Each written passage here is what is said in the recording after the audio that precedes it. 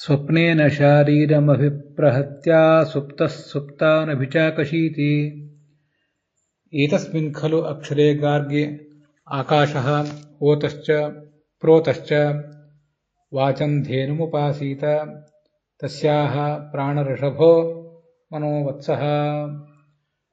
ಶ್ರೀ ಗುರುಭ್ಯೋ ನಮಃ. ವಿಶ್ವಾವಸು ಸಂವತ್ಸರಸ್ಯ ಮಾಘಮಾಸೆ ಕೃಷ್ಣಪಕ್ಷೆ ತ್ರಯೋದಶ್ಯಾಂ ಅಸ್ಯಾಂ ತಿಥೌ ಮಹಾಶಿವರಾತ್ರಿ ಸಮೇತಾಯಾಂ ಭಗವತಃ ಪಾರ್ವತೀಪತೆಃ ಮನೋದೇವತಾಯಾಃ एवं सरस्वतीपतेः प्राणस्य लक्ष्मीपतेः भगवतः नारायणस्य च अनुग्रहम् आकाङ्क्षमाणाः सर्वे वयं भागवतस्य द्वितीये स्कन्धे दशमे अध्याये नवमं ಶ್ಲೋಕಂ ಎರಡನೇ ಸ್ಕಂದದ 10ನೇ ಅಧ್ಯಾಯದ 9ನೇ ಶ್ಲೋಕಂ ಶ್ರೋತುಂ ಘಟಾಮಹೆ. ಏತದೇಕತಮಾಭಾವೇ ಯದಾ ನೋಪಲಭಾಮಹೆ ತ್ರಿತಯಂ ತತ್ರ ಯೋ ವೇದ ಸ ಆತ್ಮ ಸ್ವಾಶ್ರಯಾಶ್ರಯಃ ಇತಿ ಶ್ಲೋಕೇನ ಭಗವಾನ್ ಸತ್ಯವತಿ ಸುತಃ ನಾರಾಯಣಸ್ಯ ಮಹಿಮಾನಂ ವರ್ಣಯತಿ.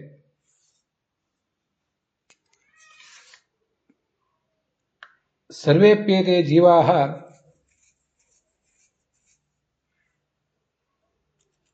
ವಿಷಯಾನ್ ಜ್ಞಾತುಂ ಇಂದ್ರಿಯಾಣಿ ಪ್ರಕಾಶಾದೀಂಶ್ಚ ಅವಲಂಬಂತೆ. ಇಂದ್ರಿಯಾದೀನಾಂ ಚ ಅನುಮಿತಿಃ ವಿಷಯಪದಾರ್ಥಜ್ಞಾನೇನೈವ ಹೇತುನಾ ಸಂಭಾವ್ಯತೆ.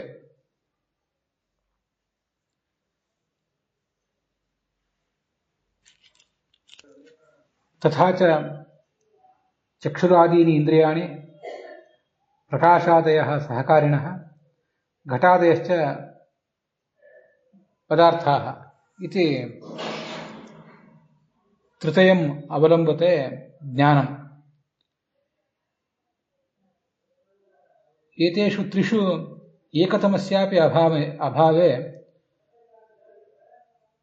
ಜ್ಞಾನಂ ನ ಲಭತೆ ಜೀವಃ. ಪರಮಾತ್ಮೈವ ಸರ್ವಾನೇತಾನ್ ಪದಾರ್ಥಾನ್ ಘಟಾದೀನ್ ಪ್ರಕಾಶಾದೀನ್ ಸಹಕಾರಿಣಃ ಇಂದ್ರಿಯಾಣಿ ಚ ಜಾನಾತಿ. ಸರ್ವೇಪ್ಯೇತೆ ಜೀವಾಃ ಜ್ಞಾನಾರ್ಥಂ ದೇವತಾಃ ಅವಲಂಬಂತೆ. ತಾಃ ತು ದೇವತಾಃ ಪರಮಾತ್ಮಾನಂ ಅವಲಂಬಂತೆ. ಪರಮಾತ್ಮ ತು ನ ಕಿಂಚನ ಅವಲಂಬತೆ.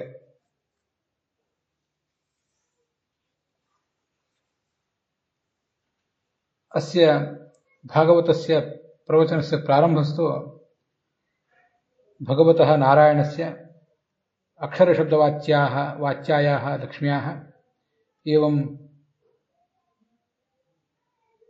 ಧೇನುರೂಪಾಯಾः ಸರಸ್ವತೇः ತತ್ಪತ್ನ್ಯಾः ತತ್ಪತೆः ಪ್ರಾಣಸ್ಯ ತತ್ಪುತ್ರಸ್ಯ ಮನೋಭಿಮಾನಿನಃ ರುದ್ರಸ್ಯ ಚ ಸ್ತವನೇನೈವ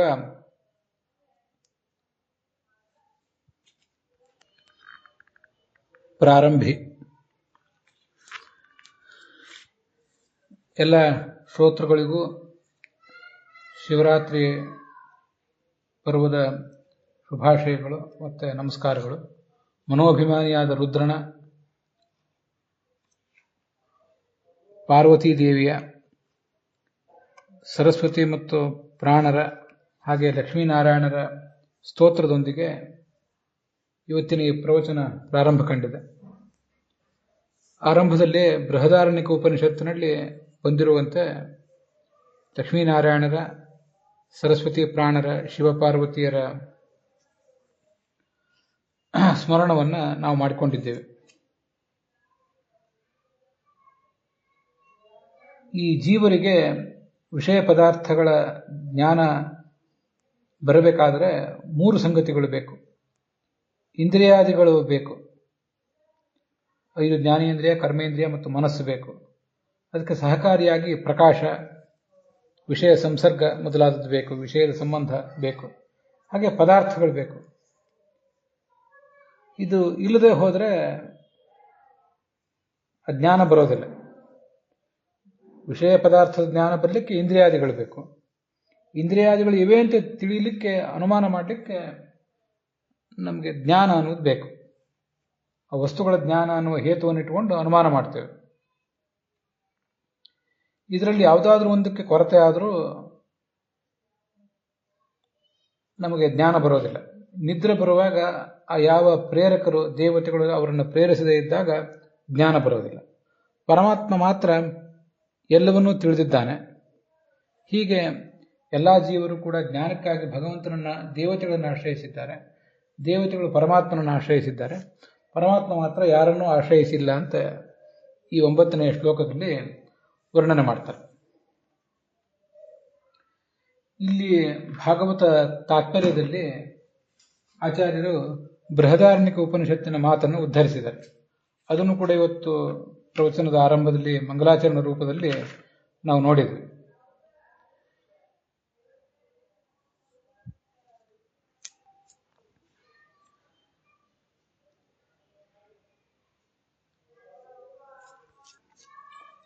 ಸುಪ್ತಾವಪಿ ಯಃ ಸರ್ವಂ ವೇತ್ತಿ ಜೀವಾನಾಂ ಸ ಪರಃ ಸ್ವಪ್ನೇನ ಶಾರೀರಮಭಿಪ್ರಹತ್ಯ ಸುಪ್ತಸುಪ್ತಾ ನಭಿಚಾಕಶೀತಿ ಇತಿ ಶ್ರುತೇಃ ಸುಷ್ಠು ಆಶ್ರಯಾಣಾಮಪ್ಯಾಶ್ರಯಃ. ಜೀವರಿಗೆ ಈ 3 ಅವಸ್ಥೆಗಳಲ್ಲಿ ಎಚ್ಚರ, ಕನಸು ಮತ್ತೆ ನಿದ್ರೆ, ಈ 3 ಅವಸ್ಥೆಗಳಲ್ಲೂ ಜ್ಞಾನ ಕೊಡುವವನು ಭಗವಂತ. ವಿಶೇಷತಃ ಕನಸು ಮತ್ತು ನಿದ್ರೆ ಅವಸ್ಥೆಯಲ್ಲಿ ಬಾಹ್ಯ ಜ್ಞಾನ ಇರೋದಿಲ್ಲ. ಆವಾಗ ಇವರೆಲ್ಲರನ್ನೂ ತಿಳಿದು ಅವರನ್ನು ನಿಯಂತ್ರಿಸುವವನು ಭಗವಂತ. ಜೀವನಿಗೆ ಸ್ವಪ್ನಾವಸ್ಥೆಯನ್ನು ಕೊಡ್ತಾನೆ, ಮತ್ತೆ ತಾನು ಮಾತ್ರ ಮಲಗುವುದೂ ಇಲ್ಲ, ಕನಸು ಕಾಣುವುದೂ ಇಲ್ಲ. ಎಲ್ಲ ಪದಾರ್ಥಗಳನ್ನು ನೋಡ್ತಿರ್ತಾನೆ ಭಗವಂತ ಅಂತ ಶ್ರುತಿ ವರ್ಣನೆ ಮಾಡಿದೆ. ನಮಗೆಲ್ಲರಿಗೂ ಆಶ್ರಯರಾದಂತಹ ಬ್ರಹ್ಮಾದಿಗಳೇನಿದ್ದಾರೆ ಸುಷ್ಠು ಆಶ್ರಯರು, ಚೆನ್ನಾಗಿ ನಮ್ಮನ್ನೆಲ್ಲರನ್ನು ಪಾಲಿಸುವಂಥವರು. ಪಾರ್ವತಿ, ರುದ್ರ, ಪ್ರಾಣ, ಭಾರತಿ, ಸರಸ್ವತಿ, ಬ್ರಹ್ಮ ಮೊದಲಾದವರು, ಅವರೆಲ್ಲರಿಗೂ ಹರಿ ಆಶ್ರಯ ಅಂತ ಅದರ ಅರ್ಥ. ಪಾರ್ವತಿ ಉಮಾ ಬುದ್ಧಿರಿತಿ ಜ್ಞೇಯ ಅಂತ ಹೇಳಿದಂತೆ ಬುದ್ಧಿಯ ಅಭಿಮಾನಿ ದೇವತೆ ಪಾರ್ವತಿ. ಶಿವರಾತ್ರಿ ಆದ್ದರಿಂದ ಅದನ್ನೆಲ್ಲ ನಾವು ಅನುಸಂಧಾನಕ್ಕೆ ತಂದ್ಕೋಬೇಕು. ರುದ್ರ ಮನನದ ದೇವತೆ, ನಮ್ಮಿಂದ ಮನನ ಮಾಡಿಸುವವನು ರುದ್ರ. ಪ್ರಾಣ ಮತ್ತು ಭಾರತೀಯರು ಹಾಗೆ ಚತುರ್ಮುಖ ಮತ್ತು ಸರಸ್ವತಿಯರು ಕೂಡ ನಮ್ಮಿಂದ ಎಲ್ಲ ಕೆಲಸವನ್ನು ಮಾಡಿಸುವಂಥವರೇ, ಜೀವಾಭಿಮಾನಿಗಳು. ಜೀವನ ಎಲ್ಲ ಗುಣಗಳಿಗೂ ಅವರು ಅಭಿಮಾನಿಗಳೇ. ಲಕ್ಷ್ಮೀದೇವಿ ಸಕಲ ವೈದಿಕ ಪೌರಾಣಿಕ ಶಬ್ದರಾಶಿಯ ಅಭಿಮಾನಿ ದೇವತೆ. ಜೀವನ ಯೋಗ್ಯತೆಯ ಅಭಿಮಾನಿ ದೇವತೆಯು ಕೂಡ ಅವಳೇ ಆಗಿದ್ದಾಳೆ. ಪರಮಾತ್ಮ ಇವರೆಲ್ಲರಿಗೂ ಕೂಡ ಅಧಿಪತಿಯಾಗಿ ನಿಂತು ತಾನು ಕೆಲಸ ಮಾಡಿಸ್ತಿದ್ದಾನೆ ಅನ್ನೋದನ್ನ ತಿಳಿದುಕೊಳ್ಬೇಕು. ಬೇರೆ ವ್ಯಾಖ್ಯಾನಕಾರರು ಸ್ವ ಆಶ್ರಯ ಅಂತ ಹೀಗೆ ಮಾಡ್ಕೊಂಡಿದ್ದಾರೆ. ಸ್ವ ಆಶ್ರಯ ಪದಚ್ಛೇದ ಅಲ್ಲ, ಸುಷ್ಠು ಆಶ್ರಯರು. ಎಲ್ಲ ಜೀವರಿಗೂ ಚೆನ್ನಾಗಿ ಆಶ್ರಯ ಕೊಟ್ಟವರು ಬ್ರಹ್ಮಾದಿ ದೇವತೆಗಳು, ಅವರಿಗೂ ಆಶ್ರಯ ಈ ಭಗವಂತ ಅಂತ. ಇದು ಭಾಗವತ ತಾತ್ಪರ್ಯದಲ್ಲಿ ನಮಗಿಷ್ಟು ಕಾಣಿಸುವಂತಹ ಅಂಶ. ಮುಂದೆ ಇದಕ್ಕನುಸಾರವಾಗಿ ವಿಜಯಧ್ವಜರು ಮತ್ತು ಯಾದವಾರ್ಯರು ಮಾಡಿದ ಅರ್ಥಗಳನ್ನ ಈಗ ಗಮನಿಸೋಣ.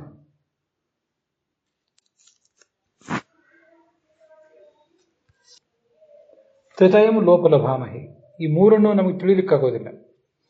ಪದಾರ್ಥಗಳನ್ನು ತಿಳಿಯೋದಕ್ಕಾಗೋದಿಲ್ಲ, ಸಹಕಾರಿಗಳಾದಂತಹ ಬೆಳಕು ಮೊದಲಾದನ್ನು ತಿಳಿಯುವುದಾಗೋದಿಲ್ಲ, ಹಾಗೆ ಕಣ್ಣು ಮೊದಲಾದ ಇಂದ್ರಿಯಗಳನ್ನು ನಮಗೆ ತಿಳಿಯೋದಕ್ಕಾಗೋದಿಲ್ಲ. ಈ ಮೂರರಲ್ಲಿ ಎಲ್ಲವೂ ಬೇಕೇ ಬೇಕು. ಹೀಗಿದ್ದಾಗ ತತ್ರ ಇವ ವೇದ, ತತ್ರ ಎಂದು ವಿಜಯಧ್ವಜರು ಬರೀತಾರೆ, ಅಸ್ವತಂತ್ರರಾದ ಈ ಎಲ್ಲ ಜೀವರ ನಡುವೆ ಎಲ್ಲವನ್ನೂ ತಿಳಿದವನು.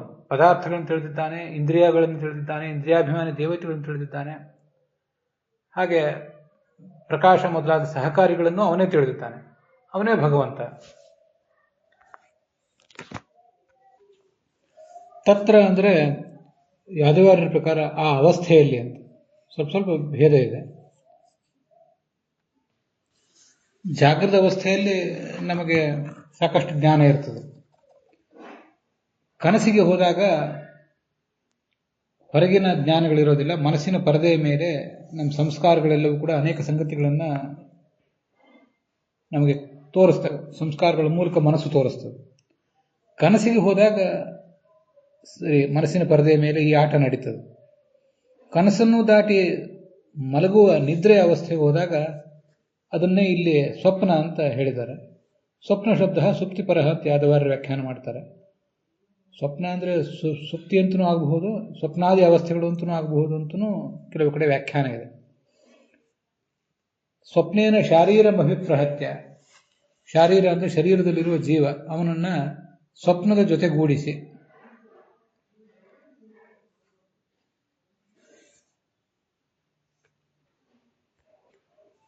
ಅಸುಪ್ತ, ಈ ಭಗವಂತ ತಾನು ಕನಸನ್ನು ಕಾಣೋದಿಲ್ಲ, ನಿದ್ರೆನೂ ಮಾಡೋದಿಲ್ಲ, ಸರ್ವರನ್ನು ನೋಡ್ತಾ ಇರ್ತಾನೆ. ಕನಸು ಕಾಣ್ತಿರುವ ಜೀವನನ್ನು ನೋಡ್ತಾನೆ, ಮಲಗಿರುವ ಜೀವನನ್ನು ನೋಡ್ತಾನೆ. ಕಣ್ಣು ಮೊದಲಾದ ಇಂದ್ರಿಯಗಳನ್ನು, ಅದರ ದೇವತೆಗಳನ್ನು, ಬೆಳಕು ಮೊದಲಾದವುಗಳನ್ನು, ಅದರ ದೇವತೆಗಳನ್ನು, ಎಲ್ಲ ವಿಷಯ ಪದಾರ್ಥಗಳನ್ನು ಆ ಸಂದರ್ಭದಲ್ಲಿ ನೋಡ್ತಾ ಇರುವವನು ಅವನು. ಅಭಿಷಾಕಶೀತಿ ಅಂದರೆ ಚೆನ್ನಾಗಿ ನೋಡ್ತಾನೆ ಅಂತ ಅದರ ಅರ್ಥ. ಮೂರನ್ನೂ ತಿಳಿದಿದ್ದಾನೆ. ಇತತ್ರಿತಯಂ ಯಹವೇದ, ಭಗವಂತ ಅಂದರೆ ಈ ಕಣ್ಣು ಮೊದಲಾದ ಇಂದ್ರಿಯಗಳು, ಅದರ ಅಭಿಮಾನಿಗಳು, ಇದು ಒಂದು. ಬೆಳಕು ಮೊದಲಾದ ಸಹಕಾರಿಗಳು, ಅದರ ಅಭಿಮಾನಿ ದೇವತೆಗಳು, ಅದು ಎರಡನೇದ್ದು. ಮೂರನೇದ್ದು ಈ ಘಟ ಮೊದಲಾದ ವಸ್ತುಗಳು, ಅದರೊಳಗಿರುವ ದೇವತೆಗಳ ರೂಪಗಳು ಅಂತ ಹೀಗೆ ಅರ್ಥ ಮಾಡಬಹುದು. ಅದಲ್ಲದೇ ಮೂರು ಅಂದರೆ ಜಾಗೃತ ಅವಸ್ಥೆ, ಸ್ವಪ್ನಾವಸ್ಥೆ, ಸುಷುಪ್ತಿ ಅವಸ್ಥೆ, ಈ ಮೂರನ್ನೂ ತಿಳಿದವನು ಅಂತನೂ ಒಂದು ಪ್ರಾಚೀನ ವ್ಯಾಖ್ಯಾನ ಇದೆ. ಸುಷ್ಠು ಆಶ್ರಯಾಶ್ರಯ ಅಂದರೆ ಇಂದ್ರಿಯಗಳಿಗೆ ಆಶ್ರಯರಾದ, ಇಂದ್ರಿಯದ ಅಭಿಮಾನಿಗಳಾದ ತತ್ವದೇವತೆಗಳಿಗೂ ಭಗವಂತ ಆಶ್ರಯ, ಅವರಿಗೂ ನೆಲೆ ಕೊಟ್ಟವನು. ಜಗತ್ತಿಗೆ, ಸಮಸ್ತ ಜಗತ್ತಿಗೂ ಆಶ್ರಯರಾದ ಲಕ್ಷ್ಮೀ ಬ್ರಹ್ಮಾದಿಗಳಿಗೂ ಆಶ್ರಯ ಈ ಭಗವಂತ. ಇದು ಯಾದವೇಂದ್ರ ತೀರ್ಥರು ಮತ್ತು ಅನಂತ ತೀರ್ಥರು ಬರೆದಿರುವಂತಹ ವ್ಯಾಖ್ಯಾನ. ಹೀಗೆ ಈ 9ನೇ ಶ್ಲೋಕವನ್ನು ಇವತ್ತು ನೋಡಿದ್ದೀವಿ. ಅದರೊಂದಿಗೆ ಇವತ್ತಿನ ಈ ಭಾಗ ಸಮಾಪ್ತ ಆಗಿದೆ. ಹುಸಿಯ ನಾಡಿ ಹೊಟ್ಟೆ ಹೊರೆವ, ವಿಷಯದಲ್ಲಿ ರಸಿಕನೆಂದು ಹುಸಿಗೆ ಹಾಕಿದಿರುವ ಇನ್ನು ಋಷಿಕೇಶನೇ, ಈಶನಿನ್ನ ಚರಣ ಭಜನೆ ಆಸೆಯಿಂದ ಮಾಡುವೆ, ದೋಷರಾಶಿ ನಾಶ ಮಾಡು ಶ್ರೀಶಕೇಶವ. ಶ್ರೀಕೃಷ್ಣಾರ್ಪಣಮಸ್ತು.